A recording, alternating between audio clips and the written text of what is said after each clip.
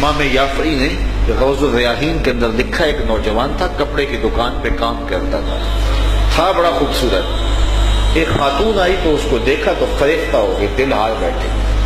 اس نے ضرورت سے زیادہ کپڑا خرید لیا اور گٹھڑی باندھ کر کے اس نے مالک دکان سے کہا کہ میرا سامان زیادہ بوجھل ہو گیا ہے، اگر اس لڑکے کو میرے ساتھ بھیج دو تو یہ میرے گھر چھوڑ آئے۔ مالک دکان اس کی نیت سے آگاہ نہ ہو سکا اور اس نوجوان کو ساتھ بھیج دیا۔ یہ اس کو اپنے گھر لے گئی، جب وہ داخل ہو گیا اندر تو دروازہ بند کر دیا اور حیا سوز لباس بھی اتار پھینکا اور اسے دعوت گناہ دینے لگی۔ لیکن یہ اللہ کا بندہ نوجوان صرف حسین ہی نہیں تھا، اللہ کا ولی بھی تھا۔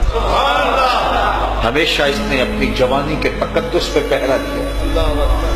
وہ جوان نہیں ہے جو اپنی جوانی کو گلیوں میں رول دے، جوان وہ ہے جو اپنے شباب کو اپنی منزل تک پہنچے، بلکہ حضور نے ارشاد فرمایا انا حبیب اللہ الشاب الطائب حبیب اللہ، میں اللہ کا حبیب ہوں، اور جو جوان جوانی میں توبہ کرے وہ بھی اللہ کا حبیب ہے۔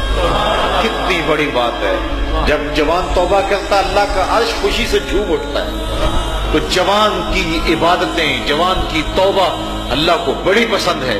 تو اس نوجوان نے اس کو کہا کہ بیوی میں تیری خواہش پوری نہیں کر سکتا، میں مجبور ہوں۔ لیکن اس نے جذبات کو آگ لگا دینے والا ہر جتن کیا، ہر ہیلا آزمایا۔ نوجوان نے سمجھا کہ کہیں ایسا نہ ہو کہ میری جوانی کا تقدس پامال ہو جائے اور میرے پلے کچھ بھی نہ رہے۔ تو اس کو ایک طریقہ سوجا، تو اس نے کہا کہ تم رکو، میں ذرا واش روم سے آؤں۔ تو وہ باتھ روم میں اندر گیا، پاخانہ کر کے اپنے جسم پہ پھن لیا، اور اسی حالت میں جب باہر آیا تو اس عورت کا سارا نشہ اتر گیا۔ اس نے دروازہ کھول دیا، کہا تو کوئی پاگل شخص ہے۔ تو اس نے دروازہ کھول دیا، وہ نوجوان دروازے سے باہر آ رہا تھا اور دل ہی دل میں رب کا شکر ادا کر رہا تھا، مالک میرا بدن گندا ہو گیا لیکن من تو ستھرا رہا۔ کائنات کا سب سے حسین چہرہ وہ ہے جو جنسی کالک سے محفوظ ہو۔ باہر ایک کنواں تھا، وہاں آ کے اس نے غسل کیا۔